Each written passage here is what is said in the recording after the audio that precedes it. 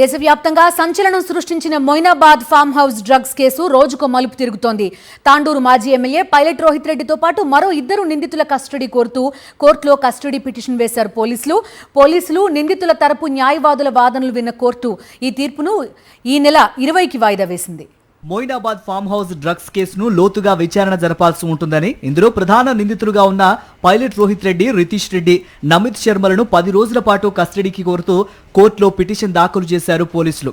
పార్టీలో వినియోగించిన డ్రగ్స్ ఎక్కడి నుంచి వచ్చాయి, కాల్పులు జరపాలని నమిత్ శర్మకు ఆదేశాలిచ్చింది ఎవరు, నిందితుల్లో ఒకరైన Ritish Reddy Germany made gun drugs పార్టీకి ఎందుకు తీసుకురావాల్సి వచ్చింది, ఈ డ్రగ్స్ పార్టీని పైలట్ రోహిత్ రెడ్డి ఏర్పాటు చేశాడా మొదలైన అంశాలపై ఇటు ప్రాసిక్యూషన్ అటు డిఫెన్స్ లాయర్ల మధ్య అరగంటకు పైగా వాదనలు కొనసాగాయి.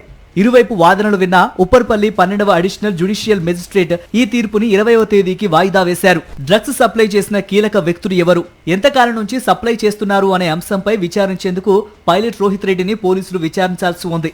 డ్రగ్స్ పార్టీలో అడ్డంగా దొరికిపోయిన టీడీపీ ఎంపీ మహేష్ కుమార్ తో మాజీ ఎమ్మెల్యే పైలట్ రోహిత్ రెడ్డికి ఎంతకాలం నుంచి సంబంధాలు ఉన్నాయి, టీడీపీ ఎంపీ మహేష్ కుమార్ తో పాటు ఇంకా ఎవరైనా టీడీపీ లీడర్లకు డ్రగ్స్ పార్టీలతో సంబంధాలు ఉన్నాయా లాంటి పలు కోణాల్లో కూడా పోలీసులు విచారించాల్సి ఉంటుంది.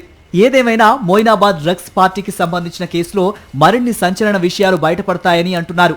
తీగలాగితే డొంక కదిలినట్లు ఈ డ్రగ్స్ కేసు రోజుకో మలుపు తిరుగుతుండటంతో ఈ కేసును విచారించడానికి స్పెషల్ ఇన్వెస్టిగేషన్ టీంను ఏర్పాటు చేసింది తెలంగాణ ప్రభుత్వం. టీడీపీ ఎంపీ మహేష్ కు పాజిటివ్ వచ్చినప్పటికీ ఆయనకు స్టేషన్ బెయిల్ ఇచ్చి వదిలివేయటంపై ఇప్పటికే పలు విమర్శలు వెల్లువెత్తిన నేపథ్యంలో ఈ కేసులో పరిణామాలు మున్ముందు మరింత ఆసక్తికరంగా ఉంటాయని అంటున్నారు.